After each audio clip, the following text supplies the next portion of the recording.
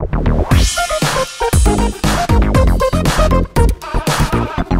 and welcome back to Dukascopy TV. You're joining me, Natalie MacDonald, here in the Geneva studio. Up next to talk further about second citizenship is Rene Philippe of Offshore Premium. Rene, thank you so much for coming in. Good morning, Natalie. Thank you for having me. Not a problem at all. Great to have you come back in and talk further about this. Now, what is the holy grail, as it were, of second citizenship? Natalie, if you have asked me this question a few years back, I would have said the US. But unfortunately, nowadays, a US citizen cannot jettison their citizenship quickly enough. So today, the most sought second citizenship is European passport. What are the best options then in terms of a European second citizenship? Alors, actually, you have a lot of choice from Bulgaria to United Kingdom, going through Malta, Cyprus, Portugal, Spain. But basically, you have to consider how long time it takes to obtain the second citizenship. And if you consider this, then the best choice are Bulgaria, Malta, or Cyprus. So of these three options then, in terms of Bulgaria, Cyprus, Malta, which in your view would be the best? Alors, it's all about analyzing the criteria. Okay, basically you have 4 or 5 criteria which you have to consider. You have the free movement, you have ease of travel, you have time to obtain the second citizenship, and you have the investment requirement.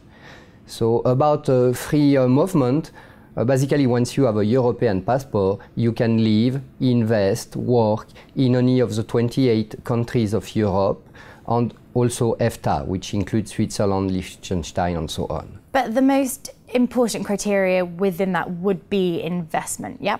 It's always investment, yes, because at the end of the day, it's all a question of money.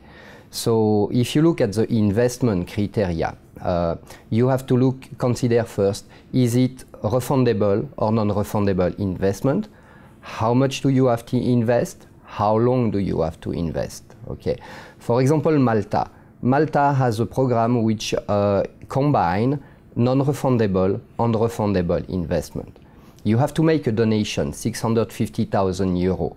Okay. Plus, you have to purchase 150,000 euros of stock and bonds listed by the government. Then you have either to purchase the property for 350,000 euros or rent a property for 16,000 euros per month. So basically, Malta will cost you either 880,000 euros or 1,150,000 euros of investment, the biggest part non-refundable. Bulgaria, in my opinion, has the fairest investment. You have to invest 1,020,000 euros. So why 1,020,000 euros? Because in the law it's 2 million lev, which is the local currency, which make 1 million. In Bulgaria, they give you the choice. Either you purchase government bonds, or you open a bank account and have a discretionary portfolio management. If you purchase government bonds, you can purchase them in euro, and it will grant you 5% return on your investment. Then you have Cyprus. Cyprus, you need to purchase real estate, 500,000 euros, and then invest 5,500,000 euros. So it's quite a consequent investment. So in your opinion then, Bulgaria offers the best program? Yes, it opens the best program. The only catch is it takes a little bit longer to get the citizenship in Bulgaria because you will need 18 months. But you will get the permanent residency in 3 months, which actually immediately grants you the right of free movement within Europe. But it's the fairest program in terms of investment.